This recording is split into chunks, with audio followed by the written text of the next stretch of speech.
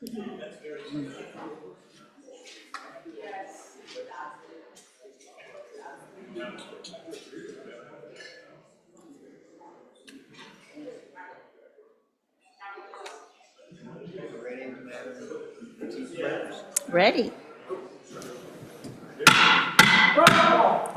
Senate will come to order. Chief Clerk, please call the roll.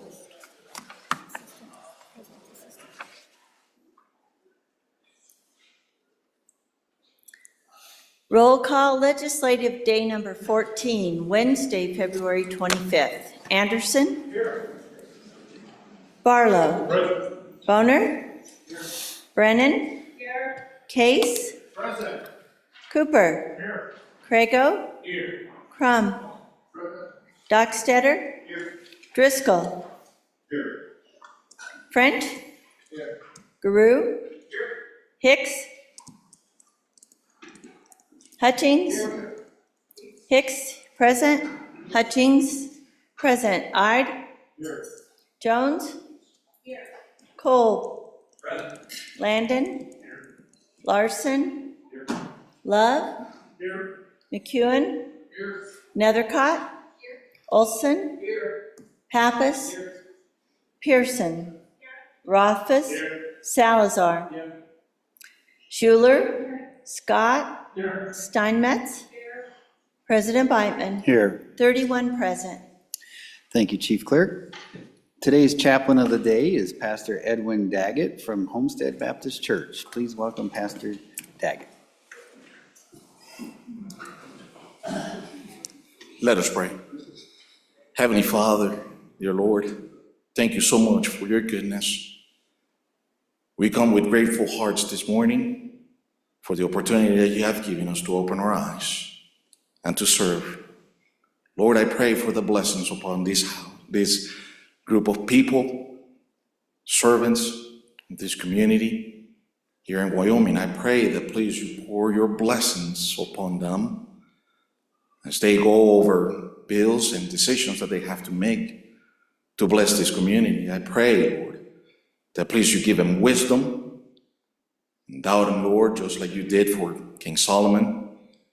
And I pray, Heavenly Father, that please you help us all to do justly, to love mercy, and to walk humbly before you as these decisions are made. Please bless every single person that is present in this moment, in this place.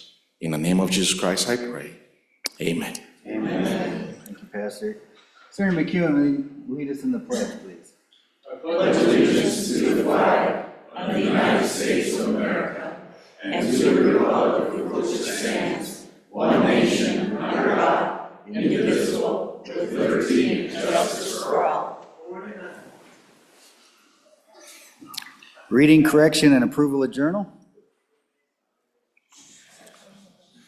Mr. President, the Journal Committee reports that the Journal of Tuesday, February 24, 2026 has been read and recommends that it be approved. Senator Crum, Chairman. Are there any objections? There being none, the Journal Committee report has been adopted. Ladies and gentlemen, we have two doctors of the day today, not one but two. Please welcome to the Senate Dr. Diane Norton from Meeteetse and Dr. Evan Norby from the UW Family Residency. Come on down. We have a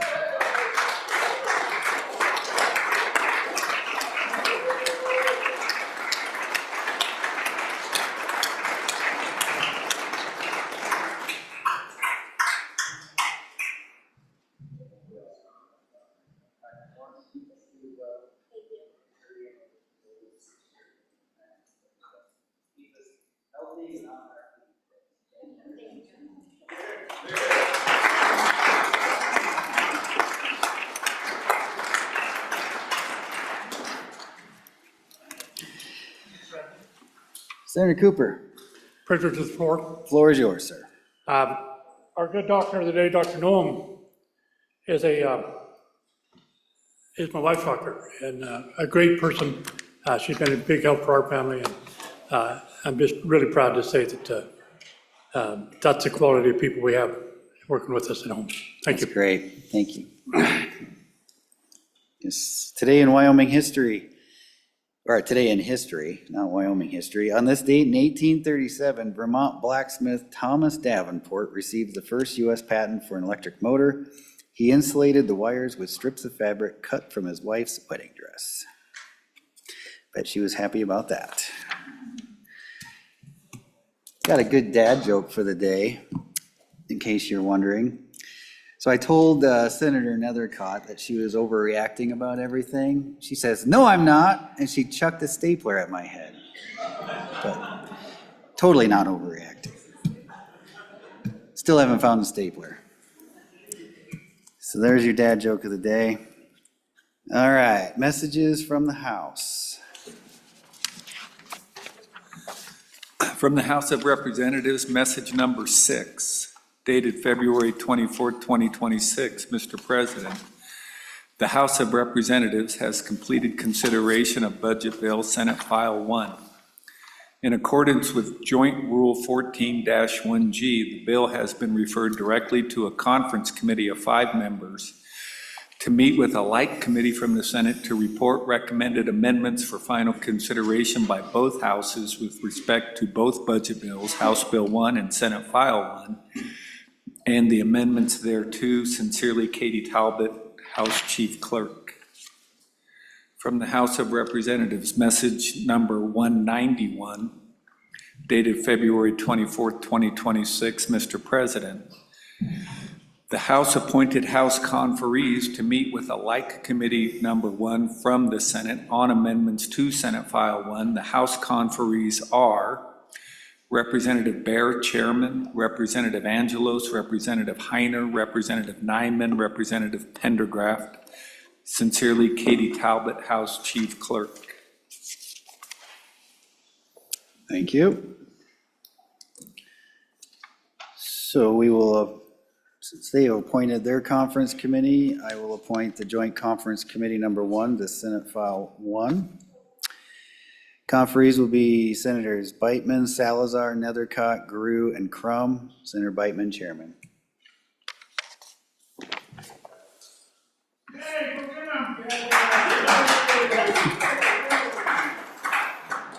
Thank you. We shall return with honor. House bills on first reading. Oh, Senator Crum, Privilege of the floor. floor is yours. We have sitting up here our great public library librarian for Albany County, Rachel Crocker. I'd like you to welcome her.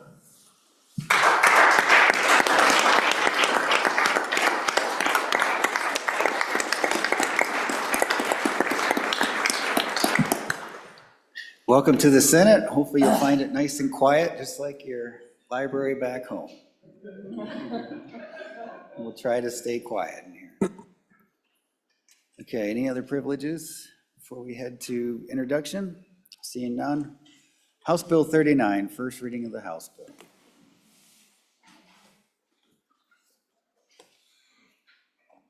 House Bill 39, engrossed, Firearms Rights Restoration Amendments, an act relating to crimes and offenses, sponsored by Representative Washut. Passed third reading, I-58, excused 4. House Bill 39 is assigned to Committee Number 1, Judiciary. House Bill 159, first reading of the House bill. House Bill 159, Safeguarding Personal Expression at K through 12 Schools, sponsored by Representative Lean. Passed third reading, I-52, no 7, excused 3. House Bill 159 is assigned to Committee Number 4, Education. House Bill 69, first reading of the House bill. House Bill 69, engrossed, Department of Health Land Transfer, sponsored by Representative Larson. Passed third reading, I-34, no 27, excused 1. House Bill 69 is assigned to Committee Number 5, Agriculture. House Bill 76, first reading of the House bill. House Bill 76, Exception for annexation with landowner objections repealed, sponsored by Representative Stivar. Passed third reading, aye 54, no 7, excused 1. House Bill 76 is assigned to Committee Number 7, Corporations. Reports from standing committees. Mr. President, dated February 25th, 2026, your Committee Number 4, Education, to whom was referred House Bill 24, review of charter school applications, respectfully report same back to the Senate with the recommendation that it do pass. Voting aye, Senators Brennan, Rothfuss, Schuler, and Scott. Excuse Senator Olson. Signed, Senator Schuler, Chairman. Mr. President, dated February 25th, 2026, your Committee Number 4, Education, to whom was referred House Bill 25, Wyoming's Tomorrow Scholarship Program Amendments, respectfully report same back to the Senate with the recommendation that it do pass. Voting aye, Senators Brennan, Olson, Rothfuss, Schuler, and Scott. Signed, Senator Schuler, Chairman.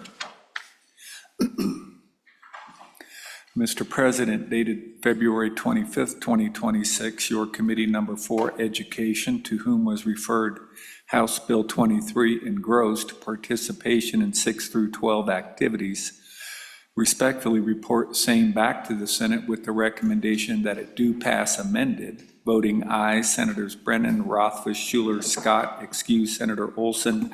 Signed, Senator Schuler, Chairman. Thank you. Bills on second reading.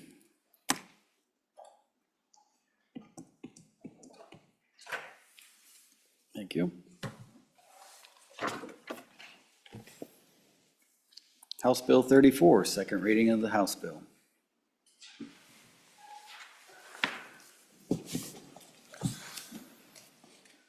House Bill 34, Firefighters Retirement Plans, sponsored by Appropriations.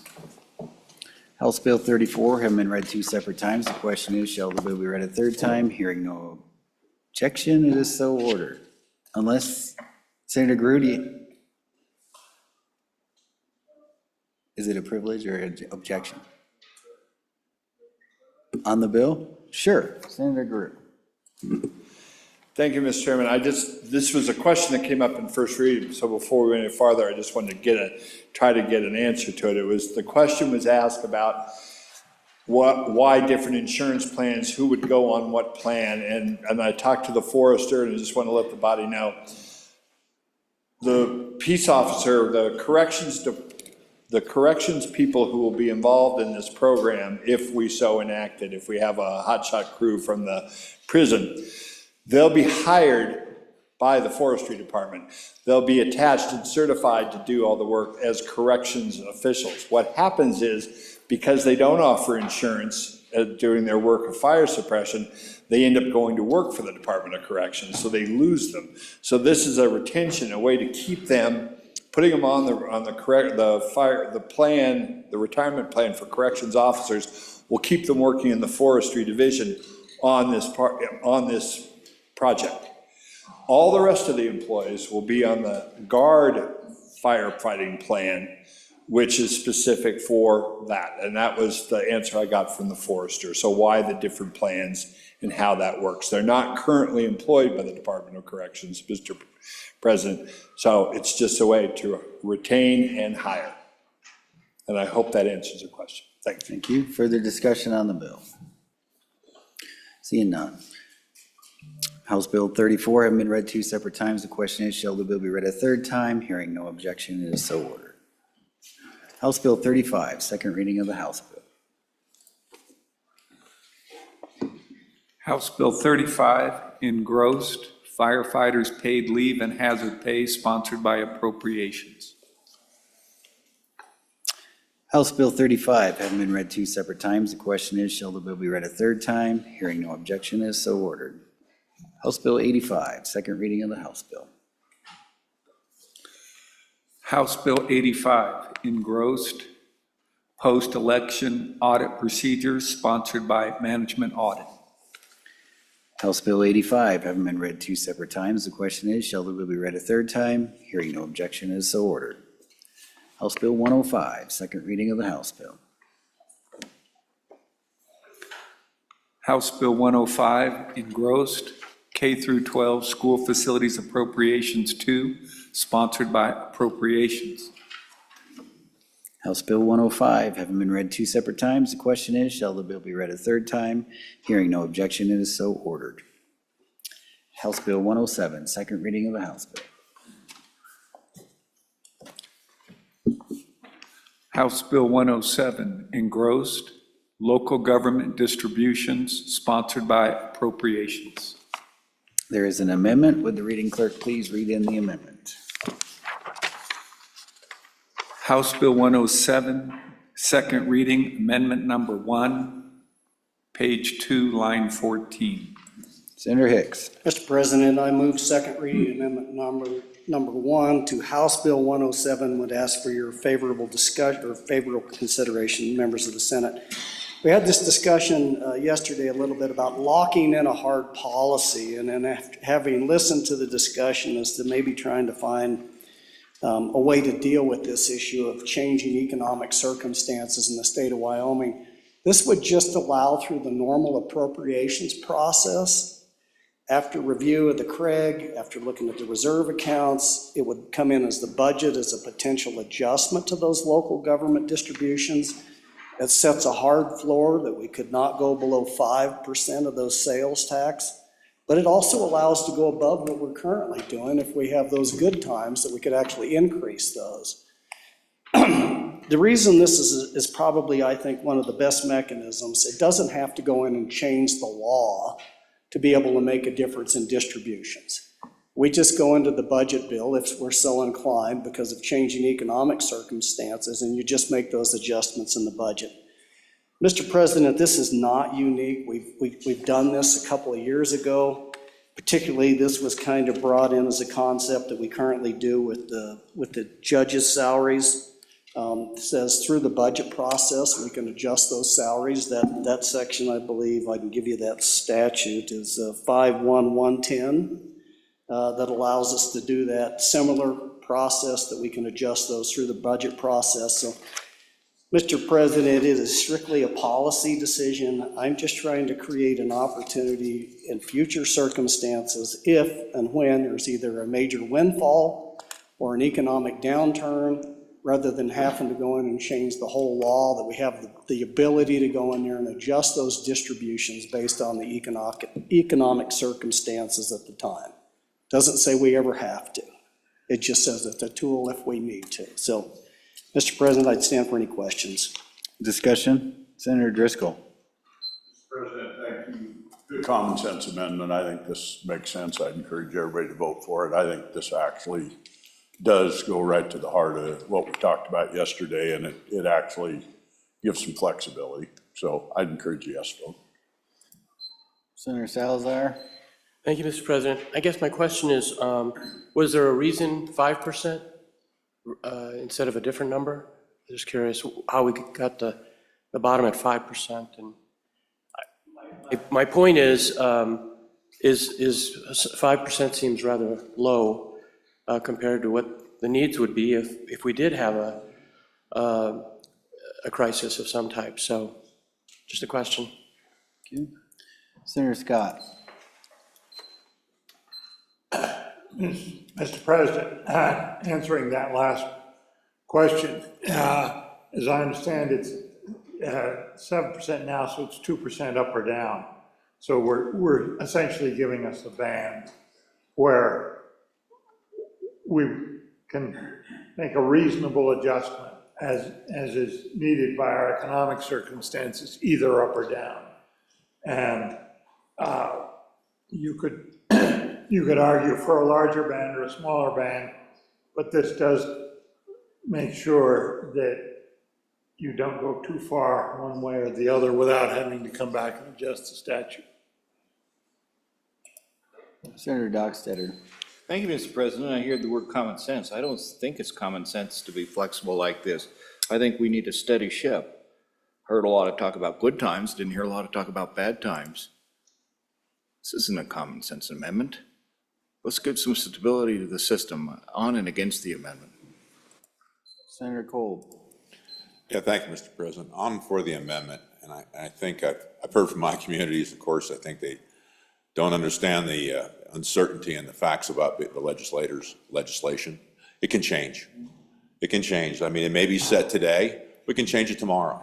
So I think certainty is probably, in some cases, a panacea. I mean, we'd like to have that. I mean, I think that's a good way of thinking about it, but the reality is our economics are based on minerals extractive industry and the ups and downs that we face and the uncertainties that we face. And I think like any body dealing with a limited resource like we're speaking about, an allocation for our local communities, we have to have flexibility. We cannot be set. I think the certainty is enhanced by having this flexibility. I think the uncertainty is just holding the line and hoping that everything's going to remain the same, which I think it isn't. What I've learned over the years is that it fluctuates drastically. When things are good, we're good to our communities. And when things are tighter, we're going to have to be responsible because we have other responsibilities also. So I see this as a benefit to the bill, even though it's probably not seen that way by all of my colleagues. But I think one thing for certain is the legislature can do kind of whatever they want to do in the future. So I think that isn't any certainty. On and for this amendment, I think it's practical and it makes sense, Mr. President. Thank you. Senator Jones. Mr. President, on the outset, this amendment does appear to be something that would be good. My local government, however, is against this amendment. It undercuts budgetary predictability and stability. It creates the risk of politically motivated cuts. It reduces transparency and accountability, and it's unnecessary, and it can really be harmful. Please resist voting yes on this amendment. Senator French.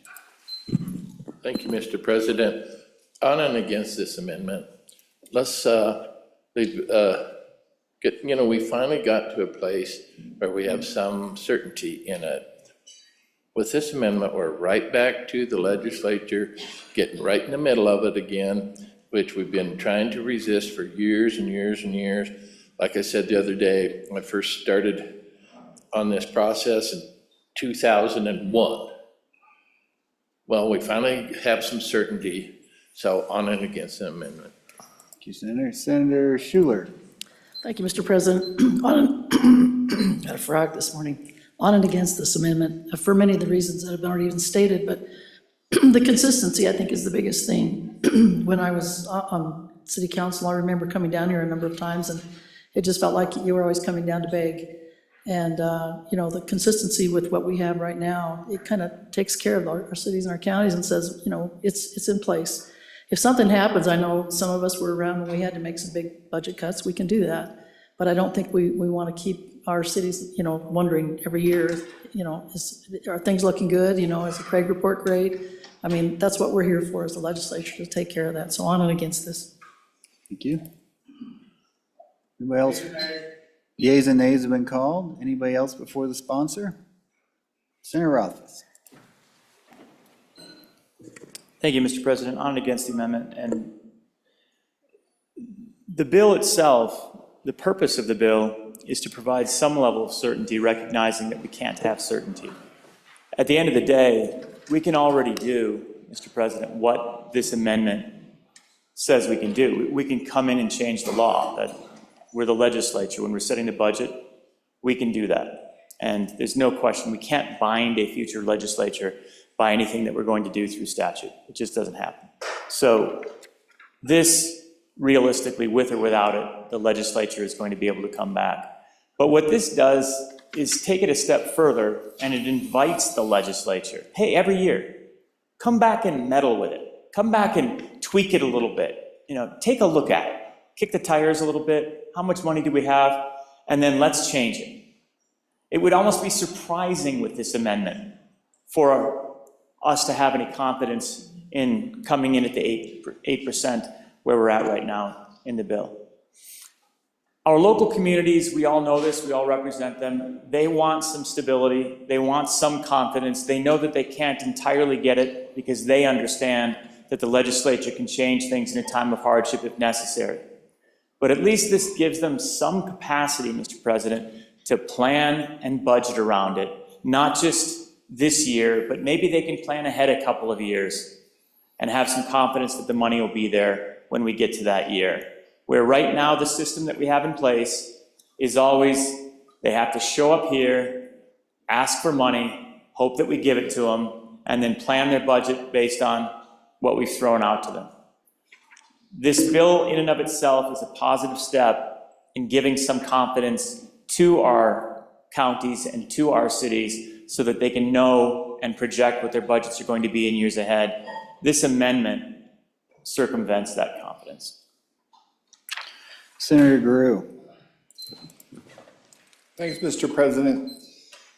On and against, I do like the idea of the amendment. I like what it contemplates, and I like the wiggle room that it gives. But then you start to think about it, and the good senator from the Southwest she talked a lot about some of the negative impacts. And the only thing I would leave you with is just ask you a question. How do you feel about the budget today? Physically, in this state, how do we stand? Are we flush? Are we okay?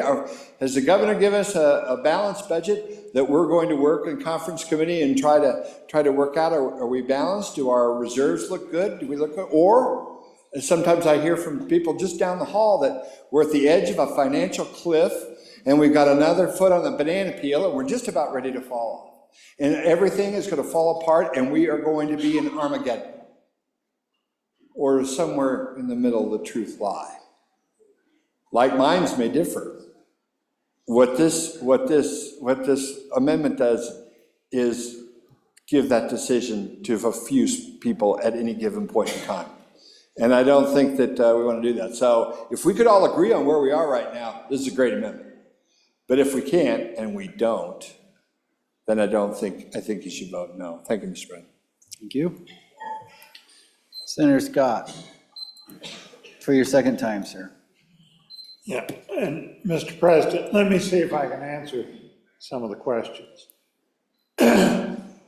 Yes, we cannot bind a future legislature, but we can make it a lot harder for them.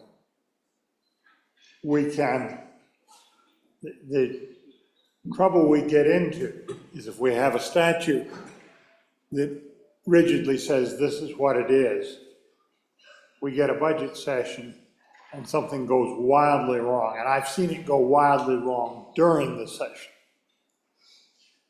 Then you have to do something. And you wind up having to put an amendment to the statute in the budget, which, Mr. President, is not a proper procedure. We've done it a few times, but it's not a proper procedure. This is the better procedure. This gives us the ability to be flexible, whether what's needed is an increase, and it may be in this inflationary era, or a decrease because we've had a total collapse. And Wyoming can do that. We all know it can do that. No government entity in Wyoming is safe from that. And so without the amendment, I think you have an illusion of certainty where there cannot be any.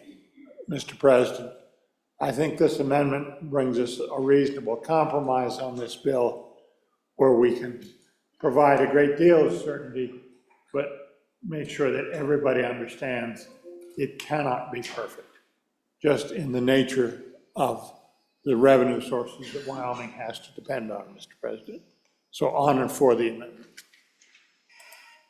Anybody else? Senator Colton, for your second time. Yeah, thank you, Mr. President. Just to talk about binding future legislative bodies in this legislation, it's a fallacy. We can't do it. So I think without built-in flexibility in that latitude, there's more uncertainty. So I think the idea that we're setting something up that's going to be in perpetuity just isn't going to happen. It can't happen. It won't happen because we can't predict the future. I think this is a reasonable amendment that goes to keeping this legislation alive because it's reasonable.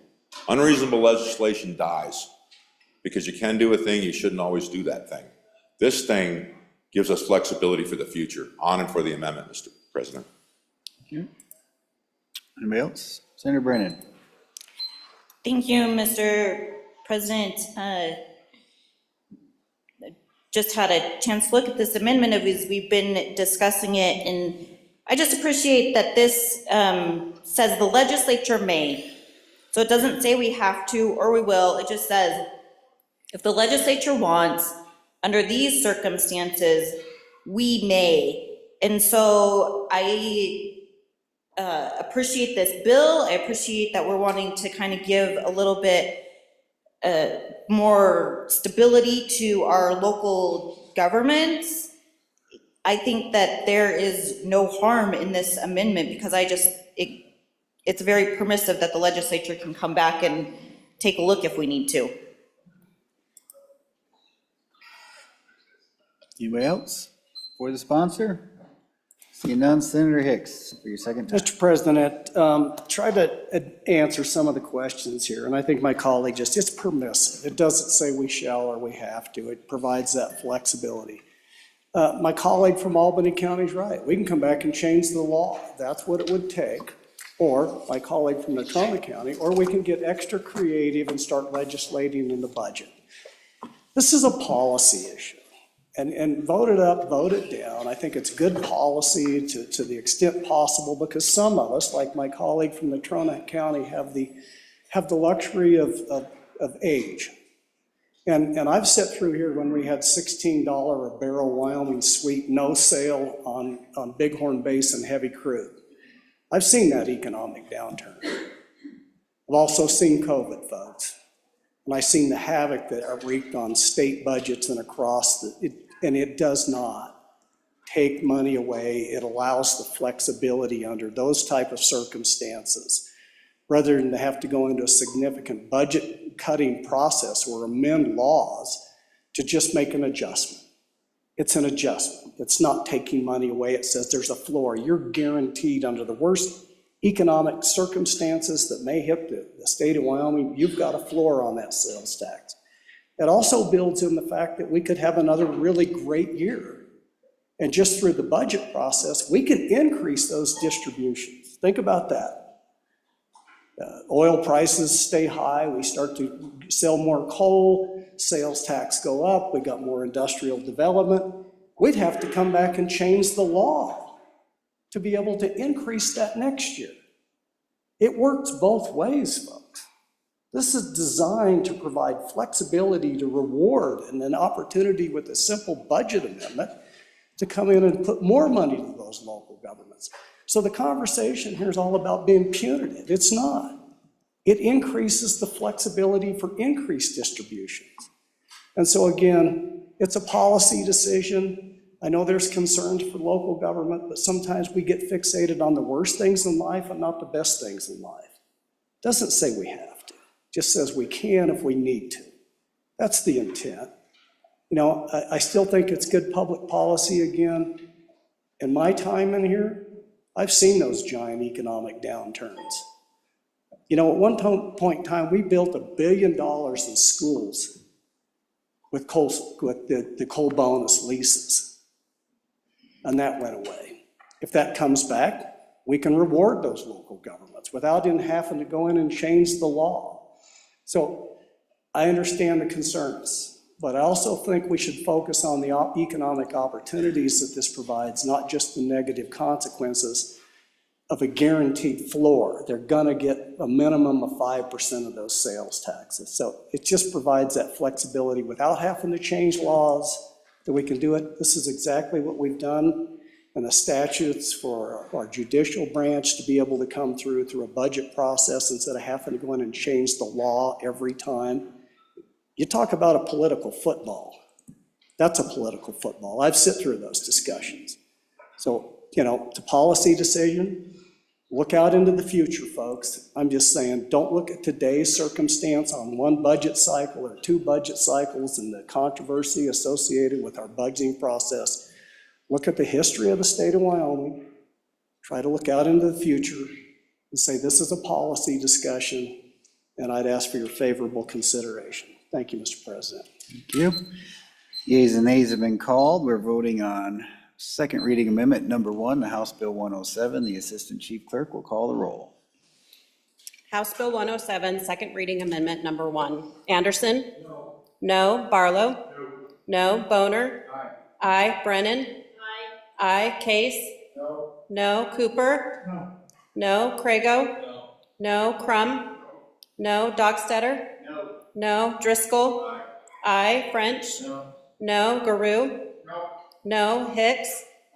Aye. Hutchings? Aye. Ide? No. No. Jones? No. No. Kolb? Aye. Landon? No. Larson?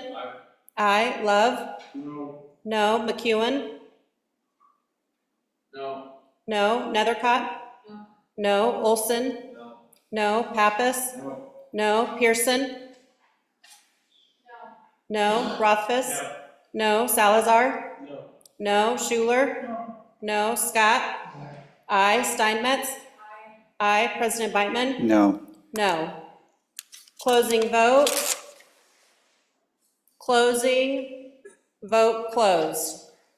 On the amendment, 9 ayes, 22 noes. Second reading amendment number 1 has failed. We are back on the bill. Discussion on the bill. Discussion on the bill. Seeing none. House Bill 107 having been read 2 separate times. The question is, shall the bill be read a third time? Hearing no objection, it is so ordered. House Resolution number 2. Second reading of the joint resolution. House Joint Resolution 2, sponsored by Minerals, a federal mineral royalties state share. House Joint Resolution 2 having been read 2 separate times. The question is, shall the bill be read a third time? Hearing no objection, it is so ordered. Senator Barlow. Mr. President, privilege of the floor. Floor is yours, sir. Thank you, Mr. President. Mr. President, yesterday we had some students from Thunder Basin High School. Last week it was Campbell County High School. And today, members of the Senate, I'm pleased to introduce to you and have you welcome Heritage Christian School. They're upstairs in the gallery here with their teacher and their administrator, Mrs. Verberg, a very dear family friend of ours. So if they would all stand up and we will welcome them. My wife also has taught and substituted at that school as well. So welcome them, Heritage Christian School from Campbell County.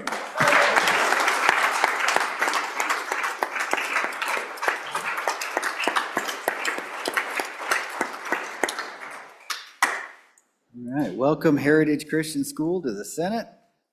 It's good to see so many Campbell County folks making the trek down to the capital city. Thank you. Senator Love. Mr. President, privilege of the floor. Floor is yours. So just want to recognize Mayor Craco sitting up here from the town of Albin. If you want to stand up, thank you for all you're doing for our communities. All right.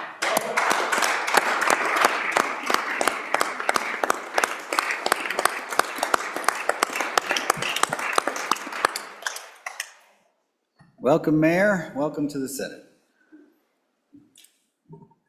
Okay, bills on third reading and final passage. House Bill 4, third reading of the House bill.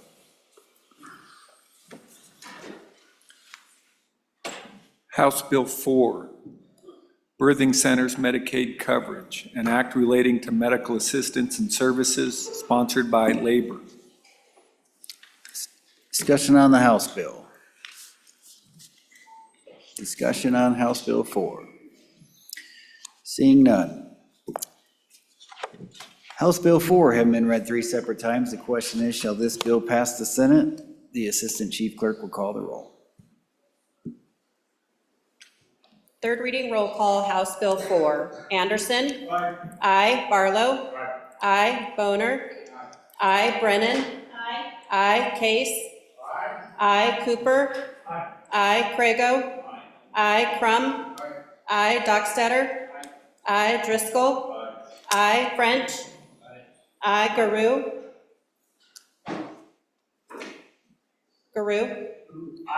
Aye. Hicks? Aye. Hutchings?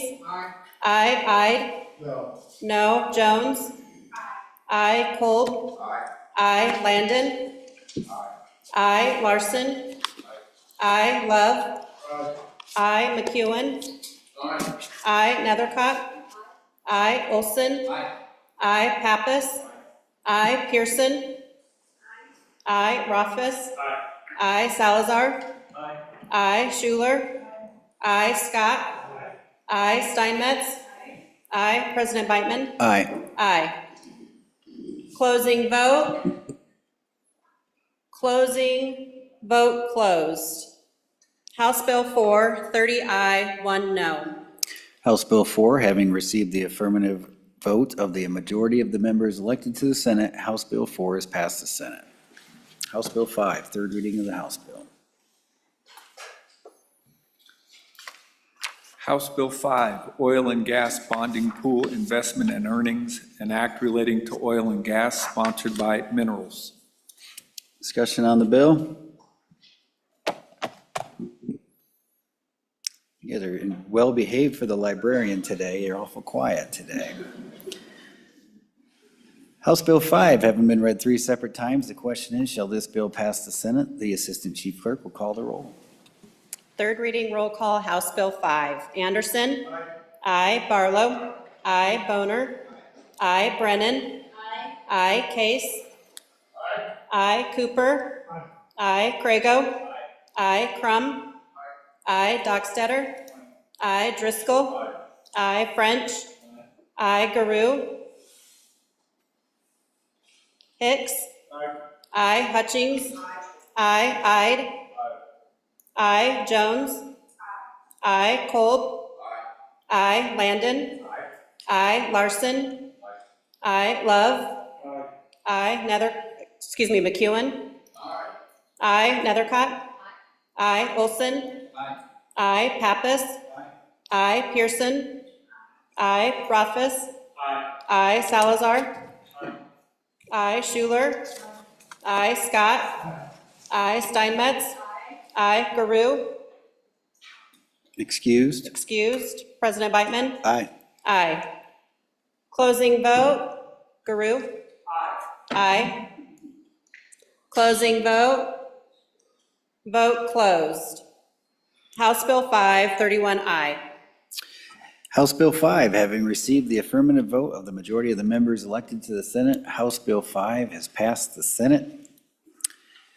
Madam Majority Floor Leader, we are at that order of business of consideration of bills on general file. Mr. President, I move that the Senate resolve itself into committee of the whole. You've all heard the motion. All those in favor say aye. Aye. All those opposed, no.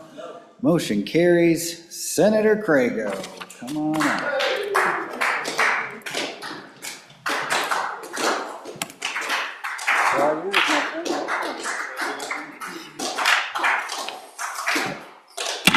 Committee of the Whole will please come to order.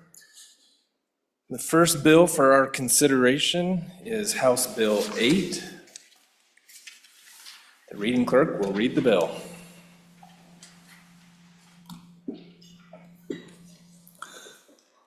House Bill 8, Stalking of Minors, an act relating to crimes and offenses, sponsored by Judiciary, referred to Committee Number 1, which returned a due pass recommendation, voting aye, Senators Crago, Crum, Kolb, Olson, excuse Senator Hicks, signed Senator Olson, Chairman. You've heard the reading of the bill. What is your pleasure, Senator Olson? Thank you, Mr. Chairman. I move that when the Committee of the Whole rises to report that it do so with the recommendation that House Bill 8 do pass. There are no amendments on this bill, and I will turn over the explanation of it to Senator Boner. Senator Boner. Thank you, Mr. Chairman. I guess I'm an honorary member of Judiciary for today, so we'll go ahead and present this bill. But truth be told, this bill has its genesis in a situation in my neck of the woods in Converse County, where, and just a little bit of background, the way our stalking laws work, you'll see that in 6-2-506 B, you'll have a longer list of behaviors that qualify as stalking. And so we're not seeking necessarily to change that part of the law. What we're looking at is in subsection E, where you have various things that an individual can do to upgrade those stalking provisions from a misdemeanor to a felony.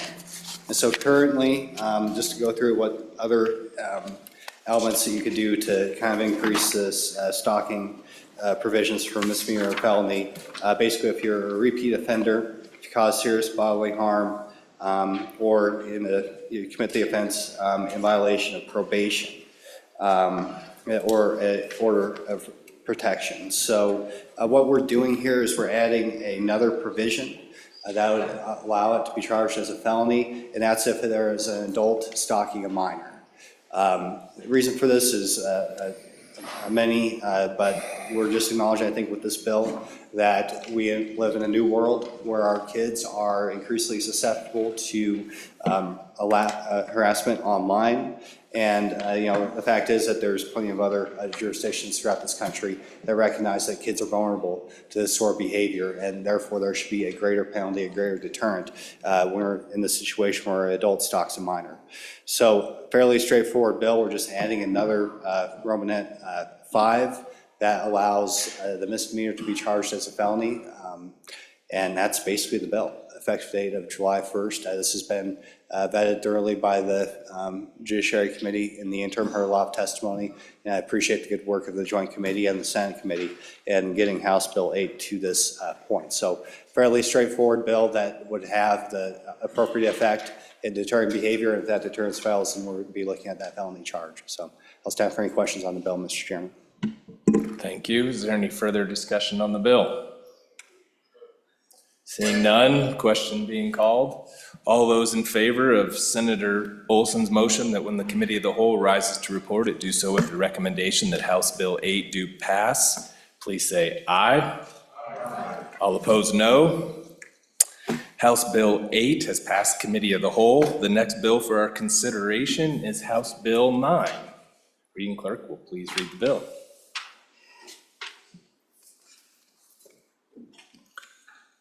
House Bill 9, Grooming of Children Offenses and Amendments, engrossed, an act relating to crimes and offenses, sponsored by Judiciary, referred to Committee Number 1, which returned a do pass as amended recommendation, voting aye. Senators Craigo, Crum, Hicks, Coleman, Olson, signed Senator Olson, Chairman.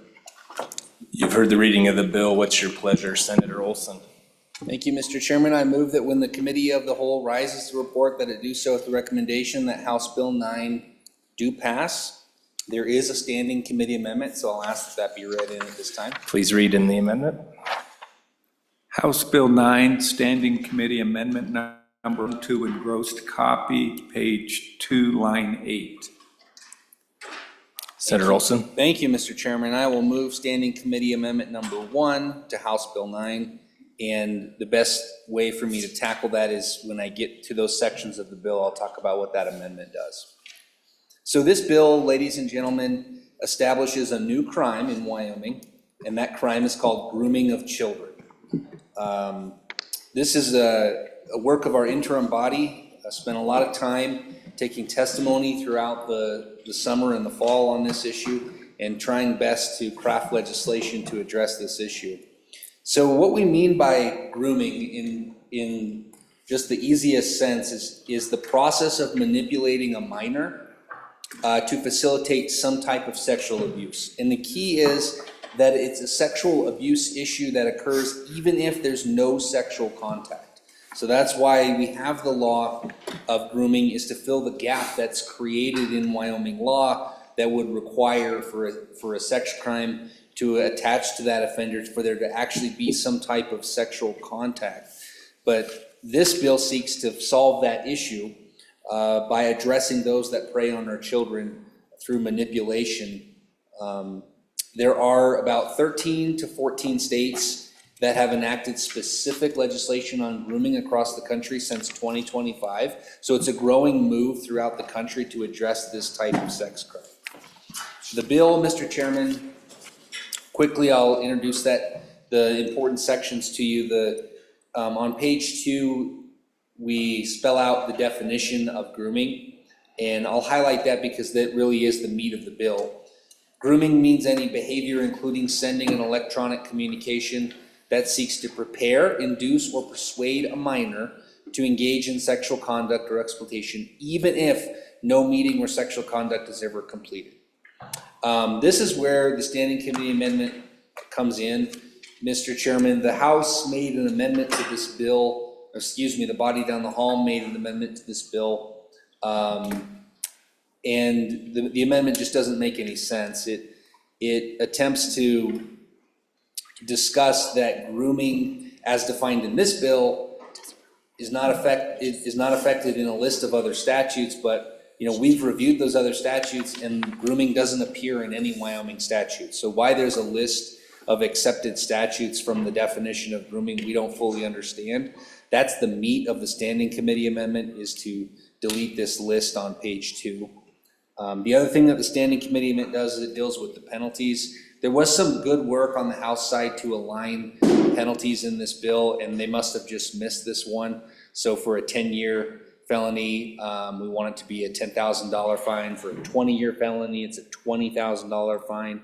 For a 30-year felony, it's a $30,000 fine. So we're just mirroring that system so that it makes sense when in what we do in other statutes in the criminal code. That's the standing committee amendment, so I'll take any questions specific to that before I go deeper into the bill. Is there any questions on standing committee amendment number 1 to House Bill 9? Seeing none, we're now voting on standing committee amendment number 1 to House Bill 9. All those in favor, please say aye. Aye. All those opposed? Standing committee amendment number 1 to House Bill 9 has been adopted. Senator Olson. Yeah, so back on the bill, Mr. Chairman, on page 5 is the general penalty for the act of grooming. And the general penalty is a felony, and it is up to 5 years in prison or a $10,000 fine or both. And then on pages 6 and 7, what we do is we have different classifications of penalty based on the age of the victim and the age of the offender. And I won't necessarily go through all those, but you can look at them and see that if the gist of it is there's a penalty when the victim is between the ages of 12 and 16. There's a different penalty if they're under 12 and the offender's over 18. And that just makes sense because the younger the victim gets, the harsher the penalty should obviously be on these people. And then towards the back of the bill, on page 8, this is what's known as the 301 deferral, and all we're doing in this section of the bill is saying that you can't have this type of crime deferred.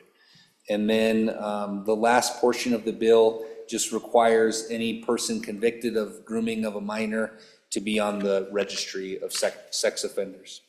That's the bill, Mr. Chairman, and I will certainly take any questions on it. Thank you, Senator Olson. Is there any discussion on the bill?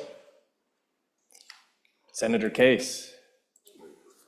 Fools fear to tread, right? I just have a question about the elements that are grooming on page 5 of the engrossed bill. It talks about purposely or knowingly engages in a pattern of grooming aimed at a minor or the minor's parent or guardian with the intent to A, manipulate, B, coerce, C, distribute. This one is it's C that I have a question about, Mr. Chairman. Distribute or facilitate access to sexually explicit material. It doesn't say that the intent of that is to get the minor to engage in sexual contact. And I'm wondering, distribute or facilitate. So when I was a little kid, Mr. Chairman, the neighbor kids there was 3 kids, their old man had Playboys. And we found out where the Playboys were, and I'm not kidding. And they were hot things around the neighborhood. The old man probably should have kept those under better tight wrap. But I don't think he really cared. Was he grooming under this bill? By allowing us access to his smutty magazines. Any additional discussion on the bill? Back to you, Senator Olson. Thank you, Mr. Chairman. So I will address that. For those of you following along on page 5, elements of grooming. Two things I'll say to that. The first is what the intent of this provision, this element is to capture the offender who sends a sexually explicit image to a minor child, of their genitalia, for example. That's a common occurrence, apparently, and one that is very disturbing, and is one reason for the genesis of this bill. To the specific hypothetical that's given, no. I mean, I don't want to go so far as to say that's silly, but it is a little silly. That's not, no prosecutor in the state of Wyoming is going to exercise their discretion to prosecute someone who just leaves, dirty magazines laying around. And it wouldn't even fit under the statute because it requires that the action be purposely and knowingly, that they have intent to distribute or facilitate access to the material. So that's not what this bill is meant to address. It's meant to address the scenario that I discussed with you. So I really don't see that as a problem, Mr. Chairman. Thank you. Senator Kolb. Yeah, thank you, Mr. Chairman. I think the testimony that was given over the interim, which is where this bill was developed, was a tool that our prosecutors need to have when they show a course of action prior to an actual, frankly, penetration or physical contact. This is an in-between point of showing a course of action. It would involve if you were to send said picture to a minor with the purpose of trying to coerce them into some act before that act happened. There's a long history that's associated with these kind of folks and what they've been doing over the course of time. It's not a one-time event. It's a projected goal of interacting with a minor in, say, in these cases. And this is a tool that you'd have to show a preponderance of the evidence, of course, that this was the intent.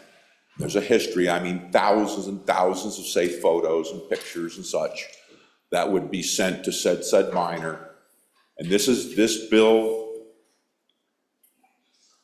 is for the purpose of stopping that said intimate contact before it happens, because there's a long history of a person trying to do that. And this typically, as testified, this typically happens prior to that final act. Well, frankly, I would like to stop that final act from happening if there's a history of coercion, which is what this is speaking to. On and for the bill, Mr. Chairman. Thank you, Senator Kolb. Any further discussion? Senator Rothfuss. Thank you, Mr. Chairman. A couple of questions, and I think we all support the intent here, but making sure the language is right is important. And the long history discussion that was just arose, is that explicit in statute? I was just trying to skim through to ensure that it is not a one-time, one-off. I think we actually have statutes specifically about the one-time, one-off for a lot of this, and just wanted to make sure that it has to be a repeated history as a part of it, and I may well have missed that. And then the second question I have, the good speaker before me suggested preponderance of evidence. I assume that we're talking criminal here, and this is beyond a reasonable doubt, and just wanted to make sure that there wasn't a change in standard there, and I assume that was just phrasing as opposed to legalese on that. So those are my two questions, trying to make sure that we get this appropriately tailored. Thank you, Senator. Any further discussion? Back to you, Senator Olson. Thank you, Mr. Chairman. I will address those two questions from the good senator from over the hill. So taking I was actually going to stand up and clarify that statement, so I appreciate you bringing that to the attention of the body. It's everything my good member of judiciary said is absolutely true, except for preponderance of a doubt. It is beyond a reasonable doubt is the criminal standard. So it is a much higher burden than preponderance of the evidence, and obviously we want that higher burden. To the first question, on page 5, line 4, starts the first element of grooming, and it says purposely or knowingly engages in a pattern of grooming. So yes, it's not a one-off situation. You sent one image and then you're going to be convicted of a 5-year felony. you would have to have repeated behavior of sending these images to that minor child. You would also have to purposely and knowingly be sending them, and you would have to have intent to, manipulate the minor child, for example. So it does require quite a few elements to be proved before that person can be found guilty. So it's not, just to make it really clear, it's not a one-off image that was sent, just like it's not, I left a dirty magazine laying around and kids stumbled upon it. Neither one of those would land with a 5-year penalty. 5-year penalty. Thank you, Senator. Any further discussion? Senator Cole. Yeah, thank you, Mr. Chairman. I apologize for not being a lawyer. I misspoke to the body. Any additional discussion? Seeing none, all those in favor of Senator Olson's motion that when the committee of the whole rises to report it, do so with the recommendation that House Bill 9 do pass, please say aye. All those opposed, no. House Bill 9 has passed committee of the whole. The next bill for our consideration is House Bill 112. The reading clerk will please read the bill.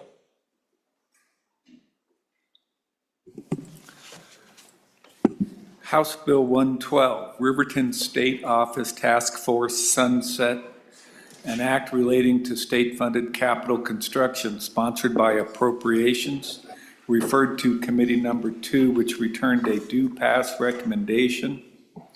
Voting aye, Senators French, Garou, Salazar, excused Senators Driscoll and Larson, signed Senator Salazar, Chairman. You've heard the reading of the bill. What's your pleasure, Senator Salazar?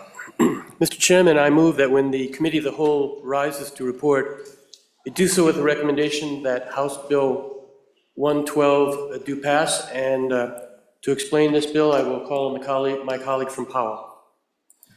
Senator Larson. Mr. Chairman, thank you. I move House Bill number 112 and ask for your favorable consideration. This is Riverton State Office Task Force Sunset. It is, the task force has done its job, and so we're just changing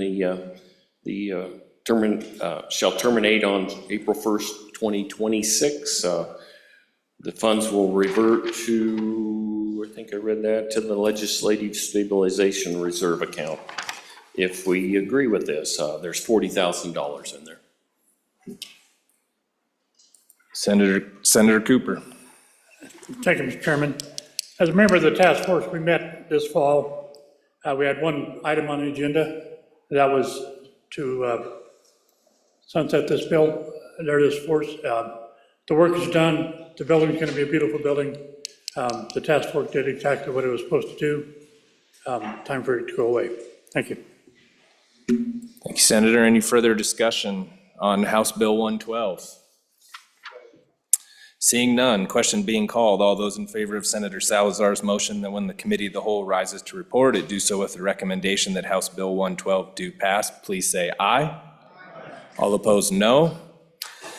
House Bill 112 has passed committee of the whole. The next bill for our consideration is House Bill 111.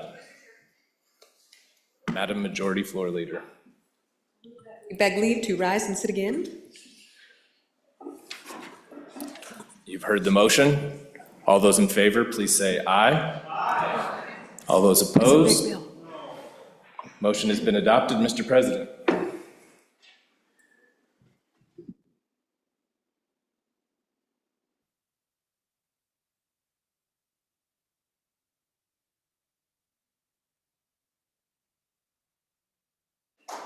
Is it? Well done, Senator Crago. We got a standing committee report or a message from the House? What do we have? Standing committee report. Mr. President, your committee number 7, Corporations, Elections, and Political Subdivisions, dated February 25th, 2026, to whom was referred House Bill 2 engrossed, Fast Track Permits Act, respectfully report same back to the Senate with the recommendation that it do pass. Voting aye, Senators Boner, Case, Dockstader, and Landon. Excused, Senator Steinmetz. Signed, Senator Case, Chairman. Thank you. Ellen, do we have anything else? That's it. Madam Majority Floor Leader, that clears the desk. Mr. President, I move that we stand recessed until 2 p.m. 2 p.m. Any announcements? Senator Salazar. Thank you, Mr. President. The Senate Appropriations Committee will be meeting today at 12:15 in E202. We have one bill, House Bill 122, Wyoming Rural Health Transformation Program. Thank you. Senator Brennan. Thank you, Mr. President. The Saber. The Senate Labor, Health, and Social Services Committee will be meeting today at noon in room E001 and online to consider House Bill 117 engrossed, Stop Harm, Empower Women with Informed Notice, House Bill 3, Wyoming Pregnancy Centers Autonomy and Rights, and if time permits, House Bill 41 engrossed, WHP, DCI, and Warden Retirement Benefits Amendments. Thank you. Senator McEwen. Thank you, Mr. President. Your Revenue Committee will meet at noon today, 12 o'clock, to take up House Bill 130, Second Amendment Protection Act amendments and property tax exemption effects of People's Initiative. Thank you, Mr. President. Thank you. Senator Landon. Thank you, Mr. President. Your Travel, Recreation, and Wildlife Committee will meet tomorrow morning at 8 a.m. To take up House Bill 19, Corner Crossing Clarification. Again, that's down in W4 at 8 o'clock tomorrow morning. Thank you. Senator Olson. Thank you, Mr. President. Your Committee Number 1, Judiciary, will meet at noon in W002 to consider House Bill 10, Sexually Explicit Materials in Libraries Requirements. Thank you very much. Senator Pappas, you want to go next? Thank you, Mr. Chairman. I just would ask for a re-referral, please, I would ask that House Bill 145 be re-referred to from revenue. That would be removing triple taxation for resident electric vehicle drivers from revenue to transportation. Ellen, can we do that at this time? Okay. We have a motion on the table. I can't. Yeah. We'll have to wait until after lunch, Okay. Senator, because we are technically out right now. It's all right. Senator Anderson. Mr. President, your favorite committee, Senate Minerals, Business and Economic Development, will meet today at noon in W4 and online to hear two bills, House Bill 75 engrossed, virtual currency kiosks, and House Bill 128 enhanced oil recovery severance tax exemption. That's 12 noon. Thank you. Thank you, Chairman. Anything else? Any other announcements? All right, you've all heard the motion. All those in favor say aye. All those opposed, no. Motion carries. The Senate will stand recessed until 2 p.m.